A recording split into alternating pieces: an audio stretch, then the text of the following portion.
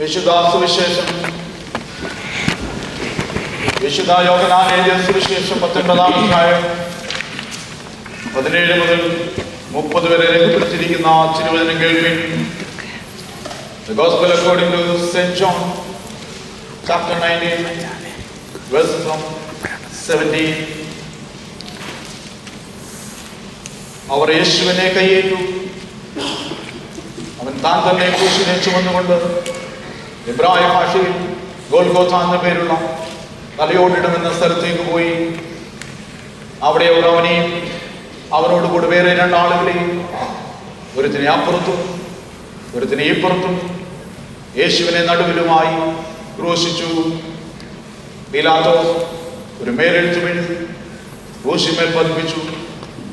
അത് നസ്രായനായ യേശു, യഹൂദന്മാരുടെ രാജാവ് എന്ന് എഴുതിയിരുന്നു.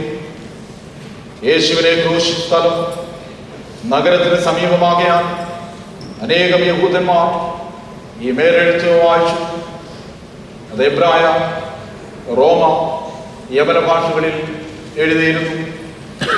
ആകയാൽ യഹൂദന്മാരുടെ മഹാപുരോഹിതന്മാർ പീലാത്തോസിനോട്, യഹൂദന്മാരുടെ രാജാവെന്നല്ല, ഞാൻ യഹൂദന്മാരുടെ രാജാവെന്ന് അവൻ പറഞ്ഞു എന്നത്ര എഴുതേണ്ടത് എന്ന് പറഞ്ഞു. അതിന് പീലാത്തോസ്, ഞാൻ എഴുതി എന്ന് ഉത്തരം പറഞ്ഞു. പടയാളികൾ യേശുവിനെ ക്രൂശിച്ച ശേഷം അവന്റെ വസ്ത്രമെടുത്തു. ഓരോ പടയാളിക്കും ഓരോ പങ്കായിട്ട് 4 പങ്കാക്കി അങ്കിയും എടുത്തു. അങ്കിയോ ഉന്നതില്ലാതെ മേൽത്തൊട്ട് അടിയോളം മുഴുവനും നെയ്തതായിരുന്നു. ഇത് കീറരുത്, ആർക്ക് വരുമെന്ന് ചുറ്റിടുക എന്നവർ തമ്മിൽ പറഞ്ഞു. എൻ്റെ വസ്ത്രം അവർ പകുത്തെടുത്ത് എൻ്റെ അങ്കി കാഴ്ചയിട്ടു എന്നുള്ള തിരുവെഴുത്തിന് ഇതിനാൽ നിവൃത്തി വന്നു. പടയാളികൾ ഇങ്ങനെയൊക്കെയും ചെയ്തു. യേശുവിൻ്റെ ക്രൂശിനരികിൽ അവൻ്റെ അമ്മയും അമ്മയുടെ സഹോദരിയും ക്ലെയോപ്പാവിൻ്റെ ഭാര്യ മറിയയും മഗ്ദലക്കാരത്തി മറിയയും നിന്നിരുന്നു. യേശു തൻ്റെ അമ്മയും താൻ സ്നേഹിച്ച ശിഷ്യനെ നിൽക്കുന്നത് കണ്ടിട്ട്, സ്ത്രീയെ, ഇതാ നിന്റെ മകൻ എന്ന അമ്മയോട് പറഞ്ഞു. എൻ്റെ ശിഷ്യനോട്, ഇതാ നിന്റെ അമ്മ എന്ന് പറഞ്ഞു. ആ നാഴിക മുതൽ ആ ശിഷ്യൻ അവളെ തൻ്റെ വീട്ടിൽ കൈക്കൊണ്ടു. അതിൻ്റെ ശേഷം സകലവും തിരിഞ്ഞിരിക്കുന്നു എന്ന് യേശു അറിഞ്ഞിട്ട് തിരുവെഴുത്ത് നിവൃത്തിയാകണം, എനിക്ക് ദാഹിക്കുന്നു എന്ന് പറഞ്ഞു. അവിടെ പുളിച്ച വീഞ്ഞ് നിറച്ച് ഒരു പാത്രം വെച്ചിട്ടുണ്ടായിരുന്നു. ഒരു സ്പോങ് പുളിച്ച വീഞ്ഞ് നിറച്ച് ഈ സോപ്പ് തന്നെ മേലാക്കി അവൻ്റെ വായോട് അടുപ്പിച്ചു. യേശു പുളിച്ച വീഞ്ഞ് കുടിച്ച ശേഷം നിവൃത്തിയായി എന്ന് പറഞ്ഞ് തല ചായ്ച്ച് ആത്മാവിനെ ഏൽപ്പിച്ചു കൊടുത്തു. നമ്മുടെ കർത്താവായ യേശുവിന്റെ വിശുദ്ധ സുവിശേഷം.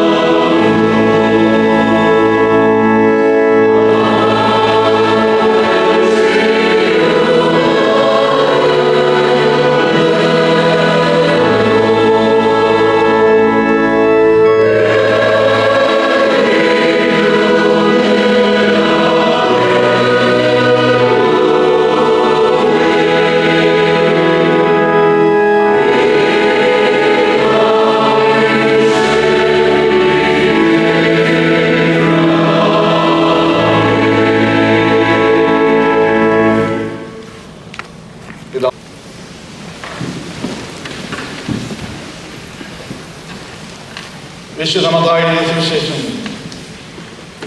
11-ാം അധ്യായം 15-ാമത്തെ വാക്യത്തിന്റെ 2-ാമത്തെ ഭാഗം. കേൾപ്പാൻ ചെവിയുള്ളവൻ കേൾക്കട്ടെ.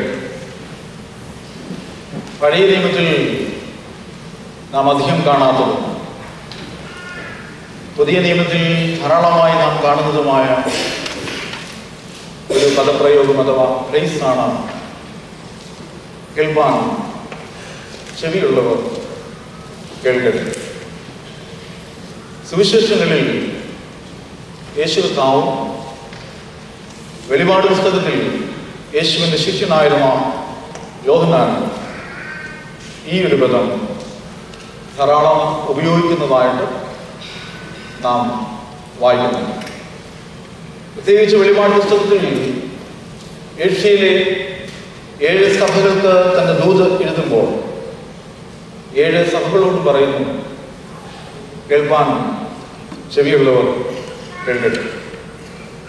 ഒരു പ്രധാന കാര്യം അത് പറഞ്ഞ ശേഷം അതിനെ സ്പെസിഫൈ ചെയ്തുകൊണ്ട് അഥവാ എംഫസൈസ് ചെയ്തുകൊണ്ട് പറയുന്നതാണ് കേൾപ്പാൻ ചെവിയുള്ളവർ കേൾക്കട്ടെ. You have the right to receive or not. Yesu കർത്താവ് ക്രൂശിൽ കിടന്നുകൊണ്ട് മൊഴിഞ്ഞ തൻ്റെ അവസാന നിമിഷങ്ങളിലെ 7 പദങ്ങൾ, വാക്കുകൾ ധ്യാനത്തിനായിട്ട് നാം ഇന്ന് തിരഞ്ഞെടുത്തിരിക്കുന്നു. ദൈവത്തിൻ്റെ വചനം അത് ശക്തിയുള്ളതാണ്. അത് ഇരുവായ്ത്തലയുള്ള ഏത് വാളിനേക്കാളും മൂർച്ചയേറിയതാണ് എന്ന് പൗലോസ് നമ്മോട് പറയുന്നു. ദൈവത്തിൻ്റെ വചനം കേൾക്കുവാൻ വന്നിരിക്കുന്ന നമ്മുടെ ഹൃദയങ്ങളിൽ ഇന്നത്തെ വചന കേൾവി അനുഗ്രഹമാകട്ടെ, നമുക്കൊരു മാറ്റത്തിന് കാരണമാകട്ടെ എന്ന് ആത്മാർത്ഥമായി പ്രാർത്ഥിക്കുന്നു. 3 തരത്തിലുള്ള മരണശിക്ഷാവിധികൾ, വധശിക്ഷകൾ റോമൻ സാമ്രാജ്യം നടപ്പിലാക്കി. അതിപ്രകാരമാണ്: ഒരു മനുഷ്യന്റെ തല ശിരസ് വെട്ടിക്കളയുക, മറ്റൊന്ന് തീക്ക് ഇരയാക്കുക, അഗ്നിക്ക് ഇരയാക്കുക, അടുത്തത് കുരിശിൽ തറയ്ക്കുക. ഇവയിൽ ഏറ്റവും ഹീനമായത്, വേദന നിറഞ്ഞത്, ഏറ്റവും കഠിനമായത് ഒരുവനെ കുരിശിൽ തറച്ച് കൊല്ലുക എന്നതായിരുന്നു. അതുകൊണ്ട് മറ്റ് 2 വർണ്ണങ്ങൾക്ക് വേദനയില്ല എന്നല്ല. ഈ കുരിശിൽ തറയ്ക്കുമ്പോൾ ആ കുരിശിൽ കിടക്കുന്ന വ്യക്തി അവന്റെ ജീവൻ നഷ്ടപ്പെടുവാൻ ഒരുപക്ഷെ ദിവസങ്ങളോ ആഴ്ചകളോ എടുത്തേക്കാം. യേശു കർത്താവിനെ തൻ്റെ ജീവൻ ഈ ലോകത്തിൽ അവസാനിപ്പിക്കുവാൻ റോമൻ സാമ്രാജ്യവും യഹൂദ സമൂഹവും തിരഞ്ഞെടുത്തത് ക്രൂശീകരണമാണ്. ഏറ്റവും ഹീനമായ വധശിക്ഷാരീതി. ജനങ്ങളിൽ ഭീതി പടർത്തി അവരെ അടിച്ചമർത്തി നിർത്തുക എന്നത് റോമൻ എംപയറിന്റെ ഒരു വലിയ നിയോഗമായിരുന്നു. അതുകൊണ്ട് തന്നെ മനുഷ്യസഞ്ചാരം കൂടുതലുള്ള ഇടങ്ങളിൽ, മനുഷ്യരൊക്കെ കൂടി വരുന്ന ഇടം അത് പട്ടണങ്ങളാണ്. അതിനോട് ചേർന്ന സ്ഥലങ്ങളിൽ ഇപ്രകാരമുള്ള വധശിക്ഷാ രീതികൾ അവർ നടപ്പിലാക്കിയിരുന്നു. യേശുവിനെ ക്രൂശിക്കുവാൻ തെരഞ്ഞെടുത്തത് അങ്ങനെയുള്ളൊരു സ്ഥലമാണ്. നല്ലയോടിടം എന്ന സ്ഥലം, ഉയർന്ന സ്ഥലം, ഒരല്പം പൊക്കമുള്ള സ്ഥലം. പെസഹാചരണത്തിന് കടന്നു വന്ന യഹൂദന്മാർ ഇസ്രായേലിന്റെ പലയിടങ്ങളിൽ നിന്നും അതിനോട് ചേർന്ന രാജ്യങ്ങളിൽ നിന്നും തങ്ങളുടെ പിതാക്കന്മാരെ നടത്തിയ വിടുവിച്ച വലിയ രക്ഷയുടെ ഓർമ്മയെ അയവിറക്കുവാൻ യെരൂശലേം ദേവാലയത്തിൽ പെസഹ ആചരിപ്പാൻ കടന്നു വന്നത് നാം വായിക്കുന്നുണ്ട്. ഈ ദിനങ്ങളിൽ ധാരാളം യഹൂദന്മാർ പലയിടങ്ങളിൽ നിന്ന് യെരൂശലേമിൽ വന്നിട്ടുണ്ട്.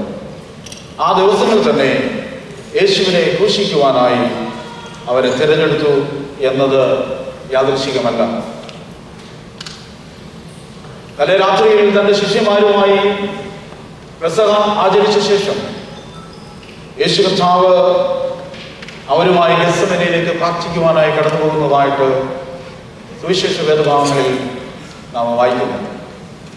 അവിടെ നിന്ന് ദേവാലയത്തിലെ പട്ടാളം കസ്റ്റഡിയിൽ എടുക്കുന്ന യേശുവിനെ തുടർന്ന് പുരോഹിതന്മാരുടെ അടുക്കൽ, ഹന്നാവിന്റെ അടുക്കൽ, അതുപോലെ തന്നെ കയ്യഫാവിന്റെ അടുക്കൽ, തുടർന്ന് റോമൻ ഗവർണറായിരുന്ന പീലാത്തോസിന്റെ അടുക്കൽ, അവിടെ നിന്ന് യഹൂദന്മാരുടെ അന്നത്തെ രാജാവായിരുന്ന ഹെരോദ് അന്തിപ്പാവിന്റെ അടുക്കൽ, അവിടെയും തീരുമാനമെടുക്കാൻ കഴിയാതെ വീണ്ടും റോമൻ ഗവർണറായിരുന്ന പീലാത്തോസിന്റെ അടുക്കിലേക്ക് യേശുവിനെ അയക്കുന്നതായിട്ട് സുവിശേഷകന്മാർ നമ്മോട് പറയുന്നു. യേശുവിനെ ക്രൂശിക്ക എന്ന് ആർക്കുന്ന ഒരു ജനസമൂഹത്തെയും ഈ സുവിശേഷ വേദഭാഗങ്ങളിൽ നാം വായിക്കുന്നുണ്ട്. അവർക്ക് മറ്റൊരു ശിക്ഷാരീതി തിരഞ്ഞെടുക്കാമായിരുന്നു. ഇവൻ യാതൊരു കുറ്റവും ചെയ്തില്ല എന്ന് ഹെരോദാവ് പീലാത്തോസ് ജനത്തെ സാക്ഷിയാക്കി പറയുമ്പോഴും അവർ വീണ്ടും വീണ്ടും ആർത്തുകൊണ്ടിരുന്നു, ഇവനെ ക്രൂശിക്കണം. 2-3 ദിവസങ്ങൾക്ക് പുറകിൽ അവന്റെ ഒപ്പം സഞ്ചരിച്ചവരാണ്. അവരോട് ചേർന്ന് ഞങ്ങളെ ഇപ്പോൾ രക്ഷിക്കുക എന്ന് ആർത്തു നിലവിളിച്ചുകൊണ്ട് വരുന്ന സമൂഹമാണ്. അവരാണ് ഒരുമിച്ച് ചേർന്ന് പറയുന്നത്, ഇവനെ ക്രൂശിക്കാം. ഇവനിലുള്ള പ്രതീക്ഷ ഞങ്ങൾക്ക് നഷ്ടപ്പെട്ടു. ഇവൻ ഞങ്ങൾക്ക് വലിയ പ്രതീക്ഷ നൽകി. ഇവൻ ലാസറിനെ ഉയർപ്പിച്ചു. ഇവന്റെ യാത്രയിൽ ഞങ്ങൾ പങ്കാളികളായത്. ഇവൻ യെരൂശലേം പട്ടണത്തിലേക്ക് കടന്ന് അവിടെയുള്ള ഹെരോദാവിനെയും അവിടെയുള്ള റോമ പടയാളികളെയും ഇപ്പോൾ പുറത്താക്കും. അവരെ പുറത്താക്കി അവൻ രാജാവായി, മശീഹായി, ഞങ്ങൾക്ക് രാജാവായി വാഴും എന്നൊരു വലിയ പ്രതീക്ഷ നൽകി. ആ പ്രതീക്ഷ നഷ്ടപ്പെട്ട ജനവും ഈ മത നേതൃത്വത്തോട് ചേർന്ന് യേശുവിനെ ക്രൂശിക്കാൻ വിലപിക്കുന്നതായിട്ട് നാം കാണുന്നു. എന്തുകൊണ്ടാണ് യേശുവിനെ ക്രൂശിക്കാൻ ഇവർ വാശിപ്പെടുന്നത്? യേശു ഒരു വലിയ മൂവ്മെന്റ് ആയിട്ട് മാറുന്നതായിട്ട് സുവിശേഷൻ നമ്മോട് പറയുന്നുണ്ട്. അവനോടൊപ്പം ധാരാളം ആളുകൾ ഒത്തുകൂടുന്നു. മാത്രമല്ല ഇവൻ ദൈവദൂഷണം പറഞ്ഞു, ദൈവത്തെ തള്ളിപ്പറഞ്ഞു. ദൈവത്തെ തള്ളിപ്പറയുന്ന ഏതൊരു യഹൂദനും അവൻ മരണശിക്ഷയ്ക്ക് യോഗ്യൻ. അവനെ കൊന്നുകളയണം, അവനെ കല്ലെറിഞ്ഞ് കൊല്ലണം. കല്ലെറിഞ്ഞ് കൊന്ന ശേഷം അവനെ ഒരു മരത്തിൽ തൂക്കിയിടണം. ഇവനെ മരത്തിൽ തൂക്കിയിടുന്നത് എന്തിനാണ്? അതുവഴി പോകുന്ന ആളുകളെല്ലാം കാണും ഇവൻ ശപിക്കപ്പെട്ടവൻ. ആവർത്തന പുസ്തകം 21-ാം അധ്യായം പറയുന്നുണ്ട്, മരത്തിൽ തൂങ്ങുന്നവൻ ശപിക്കപ്പെട്ടവനാണ്. ഈ കുരിശിൽ തൂങ്ങുന്നവൻ, ഈ മരത്തിൽ ആണിമേൽ തൂങ്ങിക്കിടക്കുന്നവൻ ശപിക്കപ്പെട്ടവനാണ്. ഇനിയും ഒരു യഹൂദനും ഇവനെ വിശ്വസിക്കരുത്, ഇവനെ വിശ്വസിക്കുവാൻ കൊള്ളില്ല, ഇവൻ ദൈവത്തിന്റെ ശാപമേറ്റവനാണ് എന്ന് ലോകത്തോട് വിളിച്ചു പറയുവാനാണ് യേശുവിനെ ക്രൂശിക്കുവാൻ അവർ ചേർന്ന് തീരുമാനമെടുക്കുകയും അത് നടപ്പിലാക്കുകയും ചെയ്യുന്നത്. പ്രിയമുള്ളവരെ, വചനം നമ്മോട് പറയുന്നു, ഇന്ന് നാം വായിച്ചു കേട്ട സുവിശേഷ വേദഭാഗം നമ്മോട് പറയുന്നു, ഇത് പ്രവചന നിവൃത്തിയാണ്. പ്രവാചകന്മാർ നമ്മോട് പറഞ്ഞതാണ്, അവരുടെ തോറ അവരോട് പറഞ്ഞതാണ്, ഒരു മശീഹ വരും. ആ മശീഹ അവൻ കഷ്ടമനുഭവിക്കും. യെശയ്യാ പ്രവാചക പുസ്തകത്തിൽ നാം കാണുന്നുണ്ട്, അവൻ കഷ്ടമനുഭവിക്കുന്നവനായി, അവൻ വേദനപ്പെടുന്നവനായി, അവൻ ഞരങ്ങുന്നവനായി, അവൻ സങ്കടപ്പെടുന്നവനായിരിക്കുന്നതുമായിട്ട് യെശയ്യാവ് പറയുന്നുണ്ട്. അതിക്രമക്കാരോടുകൂടെ അവനെ എണ്ണിയെന്ന് യെശയ്യാവ് തന്റെ 53-ാം അധ്യായത്തിൽ നമ്മോട് പറയുന്നുണ്ട്. കാണുന്നവർക്കെയും അവനെ പരിഹസിക്കുന്നു, അവന്റെ അങ്കിക്കായി അവന് ചുറ്റിടുന്നുവെന്ന് ഇന്ന് നാം വായിച്ചു കേട്ട 22-ാം സങ്കീർത്തനത്തിൽ അവരോട് പറയുന്നുണ്ട്. അവർ എൻ്റെ കൈകളെയും കാലുകളെയും തുളച്ചു, എൻ്റെ അങ്കിക്കായി അവരെ ചുറ്റിടുന്നു. അന്നാളിൽ ഞാൻ ഉച്ചയ്ക്ക് സൂര്യനെ അസ്തമിപ്പിക്കുകയും പട്ടാപ്പകൽ ഭൂമി ഇരുട്ടാക്കുകയും. ആമോസ് പ്രവാചക പുസ്തകം വിളിച്ചു പറയുന്നു, ഈ പ്രവാചകന്മാർ പറഞ്ഞത് ദൈവത്തിന്റെ വചനത്തിൽ എഴുതിയത് നിവൃത്തിയായി എന്നാണ് യോഹന്നാനും മറ്റു സുവിശേഷകന്മാരും പ്രിയമുള്ളവരെ നമ്മോട് ഈ ദിവസങ്ങളിൽ പറയുന്നത്. നാം അതാണ് ഈ ദിവസങ്ങളിൽ ധ്യാനിക്കുകയും വായിക്കുകയും ചെയ്തത്. യഹൂദാ നിയമപ്രകാരം വധശിക്ഷയ്ക്ക് വിധിക്കപ്പെട്ട യേശു കർത്താവിനെ ഒരു ക്രൂശിലേക്ക് നയിക്കുന്നതായിട്ട് ഇന്നത്തെ വേദഭാഗങ്ങൾ നമ്മോട് പറയുന്നു. യേശു ശപിക്കപ്പെട്ടവനാണ്, അതുകൊണ്ട് ഇവനെ കുരിശിൽ തൂക്കണം. അവരെ ഒരുമിച്ച് അവനെ ക്രൂശിക്കുന്നതായിട്ട് അവർ യേശുവിനെ കൈയേറ്റു. അവൻ താൻ തന്നെ ക്രൂശിനെ ചുമന്നുകൊണ്ട് എബ്രായ ഭാഷയിൽ ഗോൽഗോഥ എന്ന പേരുള്ള തലയോടിടം എന്ന സ്ഥലത്തേക്ക് പോകുന്നതായിട്ട് യോഹന്നാൻ നമ്മോട് പറയുന്നു. അവിടെ എത്തി അവനെ ക്രൂശിക്കുന്നതായിട്ട് നാം വായിക്കുന്നു. പീലാത്തോസ് അവന്റെ കുരിശിന് മേൽ 3 ഭാഷയിലുള്ള ഇവൻ യഹൂദന്മാരുടെ രാജാവ് എന്ന് രേഖപ്പെടുത്തുന്നതായിട്ട് നാം വായിക്കുന്നു. റോമ, യവന, എബ്രായ ഭാഷകളിൽ എഴുതപ്പെട്ടിരിക്കുന്നു. ഈ ദിവസങ്ങൾ നാം അതൊക്കെയും ചിന്തിക്കുകയും ധ്യാനിക്കുകയും ചെയ്തതാണ്. കുരിശിൽ തറയ്ക്കപ്പെട്ട യേശു അവിടെ കിടന്നുകൊണ്ട് നമ്മോട് പറഞ്ഞു, ഈ ലോകത്തോട് പറഞ്ഞു, തൻ്റെ ചുറ്റും നിൽക്കുന്ന ആളുകളോട് പറഞ്ഞു, പിതാവേ, ഇവർ ചെയ്യുന്നത് ഇന്നതെന്ന് അറിയായതുകൊണ്ട് ഇവരോട് നീ ക്ഷമിക്കണമേ. ലൂക്കോസ് എഴുതിയ സുവിശേഷം 23-ാം അധ്യായം 32 മുതൽ 34 വരെയുള്ള വാക്യങ്ങൾ. കർത്താവ് ക്ഷമിച്ചാലും മത്തായി ക്ഷമിക്കുകയല്ല. മാത്യു എന്ന് പറയുന്ന എനിക്ക് വളരെ ഇഷ്ടമുള്ള രണ്ടും എന്നോടിത് പറഞ്ഞപ്പോൾ ഞാൻ അത്ഭുതം. കർത്താവ് ക്ഷമിച്ചാലും മത്തായി ക്ഷമിക്കുകയല്ല. ഇതാ നമ്മുടെ കുഴപ്പം, അല്ലേ? സുബോധം നഷ്ടപ്പെട്ട ക്രിസ്ത്യാനിയുള്ള കാരണം ആരെ? സെൻസ് നഷ്ടപ്പെട്ട ക്രിസ്ത്യാനി. മത്തായി സുവിശേഷം 15-ാം അധ്യായം 15-ാമത്തെ വാക്യത്തിൽ ഈ തലമുറയെ നാം എന്തിനോട് ഉപമിക്കേണ്ടു? ഈ തലമുറയെ നാം എന്തിനോട് ഉപമിക്കേണ്ടു? വിതക്കാരന്റെ വിത്ത് വിതയ്ക്കുന്ന കഥ പറഞ്ഞുകൊണ്ട്, ഉപമ പറഞ്ഞുകൊണ്ട് യേശു കർത്താവ് തന്റെ കൂടിയിരുന്ന ജനസമൂഹത്തോട് പറഞ്ഞു, 30, 60, 100 മേനിയായി വിളർന്നു കൂട്ടി. തന്റെ അടുക്കലുള്ള ശിഷ്യന്മാർ ചോദിച്ചു, നീ എന്താണ് പറഞ്ഞത്? യേശു കർത്താവ് അവരോട് പറയുന്നു, നിങ്ങൾക്ക് ഇത് അറിയുവാനുള്ള കഴിവുണ്ട്. ഈ തലമുറ വക്രതയുള്ള തലമുറയാണ്. ഈ തലമുറ കോട്ടമുള്ള തലമുറയാണ്. ഈ തലമുറ ദൈവത്തിൽ നിന്ന് അകന്നു പോയിക്കൊണ്ടിരിക്കുന്ന തലമുറയാണ്. അതുകൊണ്ട് കേൾപ്പാൻ ചെവിയുള്ളവരെ കേൾക്കണം. ഈ ദിവസങ്ങളിൽ നാം കേൾക്കുന്നതും അറിയുന്നതും വായിക്കുന്നതും ഒക്കെയും നമ്മെ ഭീതിപ്പെടുത്തുന്ന, നമ്മെ വേദനപ്പെടുത്തുന്ന, നമ്മെ സങ്കടപ്പെടുത്തുന്ന ജീവിതാനുഭവങ്ങളാണ്. അമ്മ മക്കളെ കൊല്ലുന്നു, പിതാവ് ഭാര്യയെ കൊല്ലുന്നു, കുഞ്ഞുങ്ങളെ കൊല്ലുന്നു, കുടുംബം ഒരുമിച്ച് ആത്മഹത്യ ചെയ്യുന്നു, കുടുംബ തകർച്ചകളുടെ കാലം. എവിടെയാണ് സംഭവിക്കുന്നത്? സത്യക്രിസ്ത്യാനികളുടെ വീട്ടിൽ. വെളിപാട് പുസ്തകം 2-ാം അധ്യായം 5 മുതൽ 7 വരെയുള്ള വാക്കുകൾ നമുക്ക് വളരെ സുപരിചിതമാണ്. ആസിയയിലുള്ള ഏഷ്യാമേഖലയിലെ സഭകളോട് യോഹന്നാൻ വിളിച്ചു പറയുന്നു,